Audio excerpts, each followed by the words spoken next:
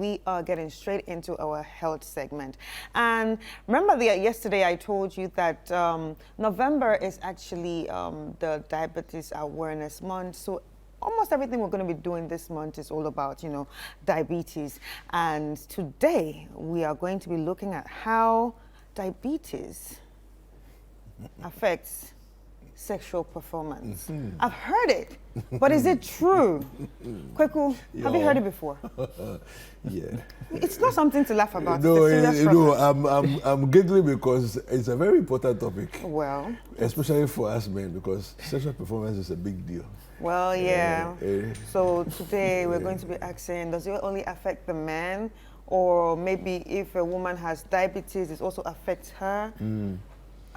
Yeah. Well, there's only one doctor that we can have this conversation with, right? Yeah. And he's right here with us, Dr. Kelvin Owusu, wellness consultant at the Violet Medical Center. He's more like our in-house consultant. No, he is our in-house consultant. Yeah. Our guy. We've hired you. In-house is consultant that we don't Breakfast Daily has hired you. Well, it's good to be back. How are you? I missed you guys. We missed you too. It's good to have you back. We missed you too, even though you owe me. How was the road? It was good. The road was good. It was good. Nice. I've been seeing you on social media. Yeah, so yesterday I saw your post. Which of them? You're working out. Oh, you see, really work hard. It's very important. It's very, very important. It's the best gift you can give to yourself every morning. So it's important. He was really working out, though. Pulling things and pulling himself. His whole body. That's right. I'm still struggling to pull myself up. But you did that so effortlessly. You get there. It's practice. Doc, you're welcome. Thank you. Yeah, so it's Diabetes Awareness Month, and yesterday we talked about diabetes and nutrition, but today we're talking about diabetes and sexual performance. How does it go hand in hand? Well, I mean, so first of all, diabetes is a big deal, especially amongst us black people. I mean, blacks have a far higher predisposition to diabetes and usually have more negative outcomes from diabetes than other races. Why? Well, it's one of those things. You really you can't tell why. It could be socioeconomic, it could be genetic. I mean, what we know is that statistically we have a higher risk of developing it and having complications as a result. But it's also interesting that we are also the people who don't pay as much attention to it as it needs to. But one thing that we are always excited about is sex. So it's important that we talk about that, because maybe that will get people paying attention to diabetes, my most recent video actually this morning is about diabetes and amputation. It is the leading cause of non-traumatic amputation of the lower limbs. You said non-traumatic? Non-traumatic. So if you take away Why is it road traffic, if you take out, traumatic means something has fallen on the leg or there's an accident and the leg has been cut, So if you remove the traumatic ones, the diabetes is the number one. So if sex is going to make us pay attention to diabetes and reduce the number of people who are getting their legs cut off, hey, let's talk about it. And just recently, Ibu. Yes, Mr. Ibu. Exactly. And I even after several I even have one in my family like that. So diabetes is a big deal, you see. I have a theory. Okay. My theory is that if you look at the nations across the world, or let me say the races and the cultures across the world, we probably are amongst the group that have the highest intake of carbohydrates in our diet. It's true. Maybe simple carbs. And so therefore, it's contributing to the apparent racial dynamic of having more diabetes amongst us than other races do. Because when you go to places and you see the food that they are eating, well, having a lot of vegetables in their food is like it's normal. It is. Yes, and then you hear commentary from the Ghanaian side, why am I a goat? What is this that you're giving me? No, but you see, unlike the Ghanaian side, when you come to the Nigerian side, I don't know if ours is hereditary. I mean, there definitely is a genetic composition, because on the carbs thing, the simple carbohydrates is a more recent addition to our diet. Okay. We're eating Yes, carbs are a big part of our diet. I mean, take the fufu. There's a big bowl of fufu. The soup is very, the meat and the soup compared to the size of the fufu is not proportional at all. Yeah. Yes, but recently we are getting a lot more processed food into our diets. And we are shunning a lot of the traditional foods. And so it could be part of the reason why the diabetes prevalence is going up. You see, because it's really going up. Yes, it is. You see, because diabetes itself is a problem of insulin production or insulin sensitivity. Okay. You see, insulin, when you eat, the food is broken down into glucose, basically. And this glucose is supposed to be in the cell, where it will be converted to energy. Insulin is what pushes the sugar, the glucose from the blood into the cell. So when you have a challenge where insulin is not being produced enough, then the sugar stays in the blood. Or if the insulin is being produced but something is preventing it from working, what is what we call insulin resistance, then again the sugar stays in the blood. One of the most common things that prevent insulin from working is actually fat. So that's why when you're obese or when you're overweight, your risk of developing diabetes is higher. Because that insulin resistance increases as you put on more weight. You see, and then as the sugar is not meant to stay in the blood; it's meant to be in the cell. You see. Oh, so when it gets into the blood, then then. So when it stays, problem. I mean, is the blood that will carry the insulin, the sugar from your intestine to the various areas, the cells where it needs to be. So the blood is like a transport medium. You see, but so imagine the blood is like the road that will carry the resources to the processing facility. If the road is choked, then there's a problem. Exactly. So now the sugar begins to seep into places that we don't want sugar to get to. You see, and some of the commonest places there where the sugar will go and sit is under the skin. You see, and so that's why people who are diabetic, when they develop an ulcer, a cut on their legs, it's a big deal. You see, because there are two things that are going on at that time. The sugar under the skin is a rich medium for bacteria to enjoy. It's like a party, So once the skin is broken, once there's an ulcer, the bacteria literally they come and feast. It's not even feeding. This is feast. They have a party, and so the infection spreads pretty fast. Then the second thing, which is even a bigger deal, is that sugar under the skin is toxic to the nerves. So the nerves are non-functional. So then the person who has been cut cannot even feel that I've been cut. So if I had a cut here and I see that there's a cut there, obviously I'm going to do something about it. If I put plaster on it and it's still bleeding or it's still infected, I'll go to the hospital quickly. But if the cut is under my foot and I don't see it, they don't even see it, they don't feel it. Exactly. So they don't even know the gravity of what's going on. Exactly. So then the infection spreads pretty deep, and that's why they have to now lose that limb. And the funny thing is that they just wake up and it has spread. Like that's how fast. Yes, that's how fast it spreads. Because they don't even have time. Like, you don't even know that you just wake up one day. Because you didn't feel it's the pain. taking Exactly. Pain is what warns you. Exactly. You see, and it's a big deal. You see, now I'm stressing on this because it's the same thing that happens in the genitals as well. You see. Okay, so I want to understand. Is it that they do not feel the urge to have sex, or, sorry, I don't know how to explain it, like in science form, but in lame language, it doesn't just go up? Well, everything you've said is right. So they have a problem, depending on the stage or the degree of damage to the nerves, they can have a problem getting an erection first of all. Because if you see the nerves, or let's back it up a bit. Erection basically is blood that flows into the penis, so the penile vessels will open up, the blood goes in there, then somebody will lock the door, the blood stays in there. So the duration that the blood stays in there is the duration of your erection. When the gate is open and the blood flows back out, you lose your erection. So erection basically is your we call it pipe works. You see. Now, who is that thing that's going to tell the blood to open and close at the right time? Is the nerves. You see, so when you see your partner and you're excited about it, the nerves from the brain will say, I'm excited. Oh yeah, nerve, open the gate. The nerves open the gate and then the blood goes in. But now here's the case, the nerves have been killed by the sugar, or they are being killed by the sugar. So then they are not effective in communicating the opening and closing. Wow. So now you're going to have a problem. Either there's a delay in opening the gate for the blood to go in, so you struggle to get an erection, or you do get an erection, but then it doesn't stay long because the communication is all over the place, so the gate opens too quickly, so then you begin to get erectile dysfunction. Or if the damage is so extreme, then there's no communication at all, in which case you cannot have any erection, in which case we say you are impotent. You see, so you can have the entire range of sexual dysfunction. So erectile dysfunction leading to impotence.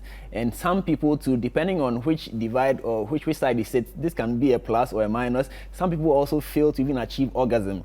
So they may have the erection, they start the act, but they just keep going, and then there's no end. Nothing's coming out. Nothing is coming out. It's not coming to an end because, So again, that communication is not there. So you see, the thing about women is that, first of all, women, I mean, I don't know if I can say this on there, but they're a little bit complicated, you see. Yeah, especially when it comes to sex itself, initiating it, and even the experience of sex. You see, if you compare women to men in terms of sexual performance, most women, whether they have sex or they don't have sex, they are okay. You see, so we don't get as many complaints about sexual performance from women as we do from men, because literally most men would define themselves by their performance. You see, so when a man's performance is affected, those are some of the few times that we actually get them coming to hospital by themselves.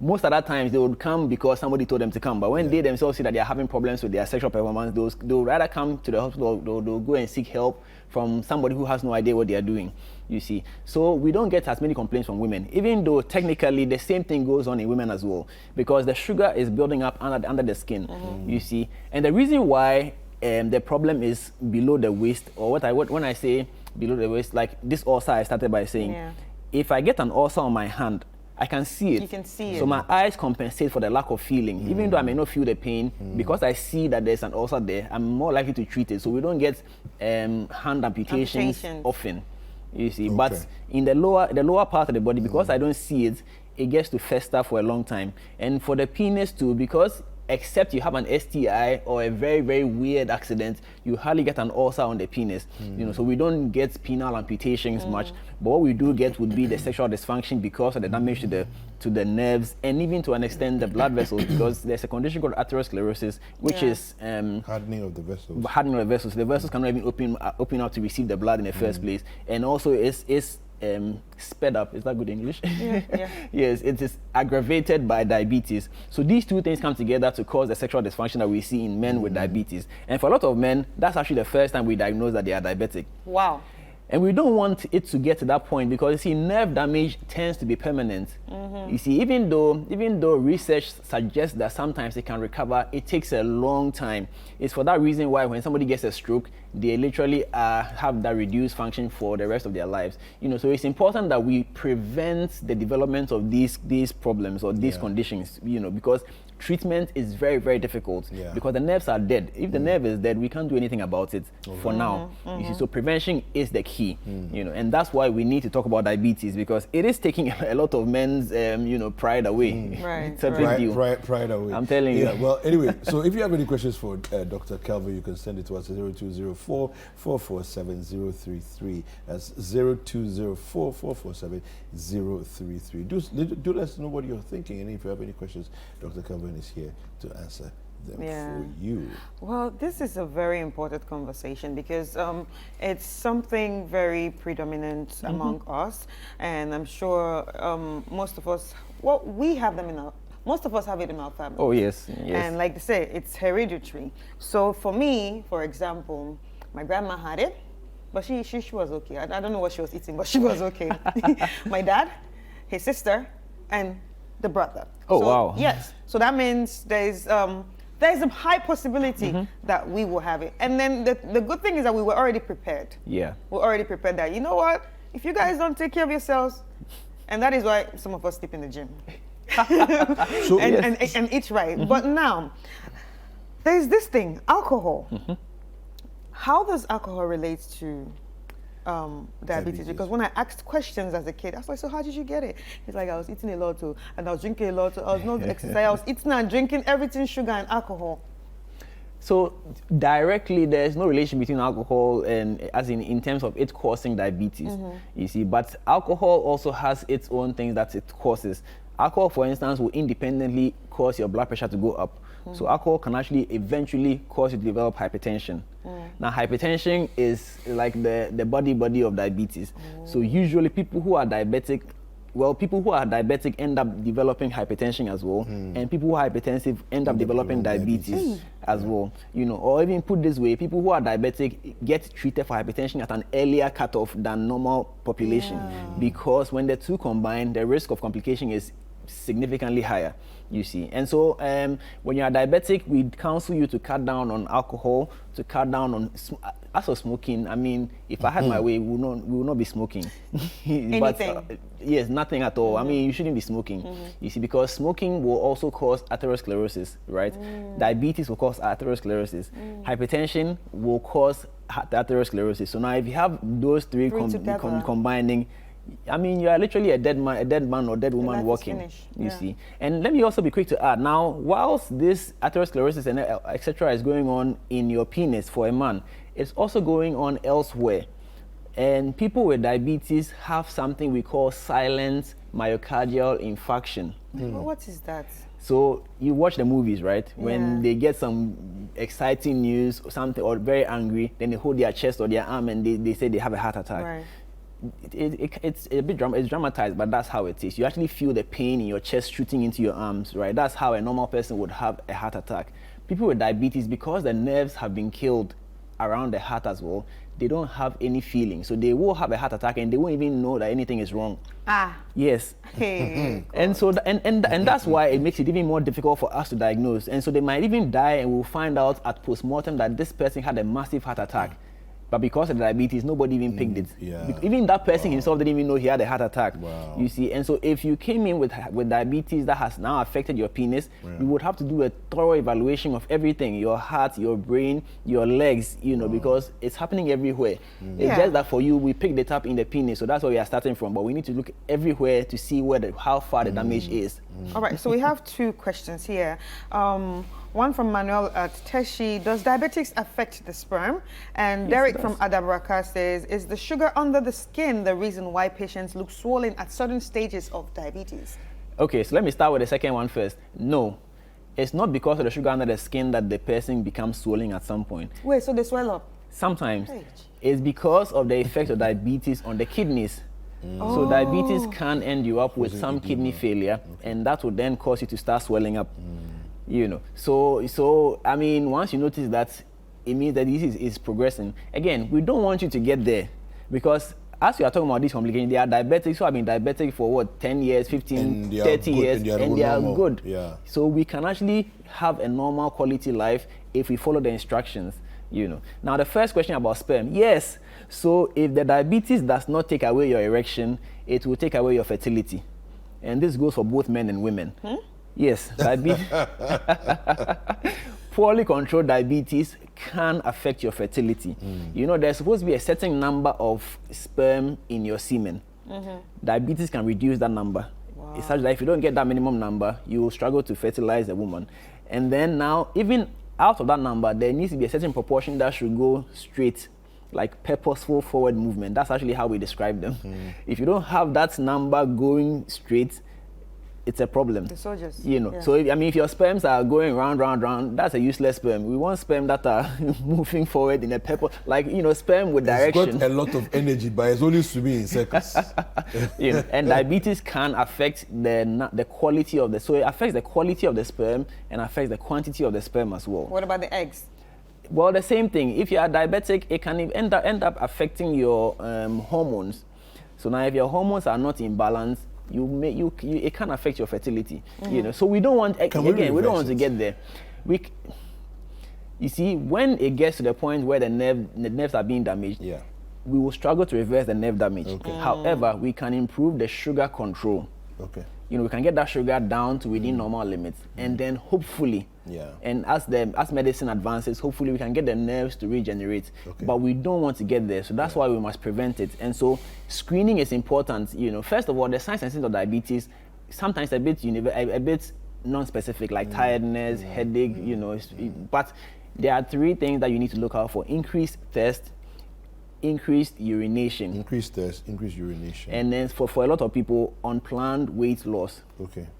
You see, so I guess that answers Cecilia's question, because she was asking, is there any symptom I can see or notice that should inform me that I have diabetes? Yes, so increased thirst, increased urination, and unplanned weight loss. For a lot of people in the village, You know, they used to do this. They would come and tell the doctor, when I urinated, ants Sugar came come around yeah. around my urine. That's a sign that you have diabetes. You know, like that one, we don't need to do it. We don't need to even do. Yes, once the urine is sweet, you have to come into it. That's diabetes. All You right. know. So Charity from Kaswa says, please, 2 of my aunties were diabetic, but my dad was not. Does that mean I'm prone to diabetes? I think I can answer this. Yes, you are. Yes. Yes, you are. You're just like me. Yes, you are. Yeah, so the risk is there, so you need to be mindful, you know. So look out for the symptoms and then get screened. You know, the fact that you don't have symptoms doesn't mean you don't have diabetes. You know, because some people also drink a lot of water naturally. Yeah. You know, so they may confuse the urination. Yes. Yeah. So do get screened, and the test is so simple. Just go in there. It's like a 30-second, and we have a result, and we know if you are diabetic or not. So it's very, very So important. you to just get check, is screened. this checking your what? That's the what first do you thing. say? Is it checking your sugar level? Check your sugar level, the fasting sugar level. That's the first thing. There are other tests that we will do after that, but the simplest one you can do is just go get your sugar level checked. You just prick your thumb and then check the sugar, and then we know what's happening. We have a caller on the line who wants to ask a question. Hello? Yeah, hello. Yes, good morning. Yeah, good morning. How is the morning, sir? Very well, thank you. What's your question for Dr. Kelvin? Okay, my name is Faisal, calling from Northeast region. Please, I wanted to appeal if the doctor could also touch on the high usage of aphrodisiacs, which is at least giving a lot of problems in modern times. Okay. All right. As well as its side effects. So at least those that are also watching can also enjoy more or benefit from that, because it's very challenging, especially to we health workers. Okay. A lot of times you would see them come with so many problems, and then you attempt supporting only to realize that the main cause of such a problem is aphrodisiacs. overusage of hard drugs and aphrodisiacs. Okay. All right. Please, if the doctor could touch on that a little. All right. Okay. Thank you so much for that call. All right. So that's not exactly what we're talking about, but I mean, But it's we can just connected mention- because let's say a gentleman is struggling with his performance, and then he talks to a friend. A friend say try this medication, try that. So they start mixing things and creating all sorts of So concoctions. the things can cause diabetes too. No, No, but the thing it can becomes now another cause problem because kidney failure. You already. So already your diabetes is predisposed. Okay, yeah. So to- the person might be diabetic, and then something's not working. Exactly. And then it's trying to deal with that, he's now taking all sorts of concoctions to try and deal with the poor performance, and then you end up with kidney failure as a result. So it's connected. So please, you see the easiest way to improve your sexual performance actually is exercise.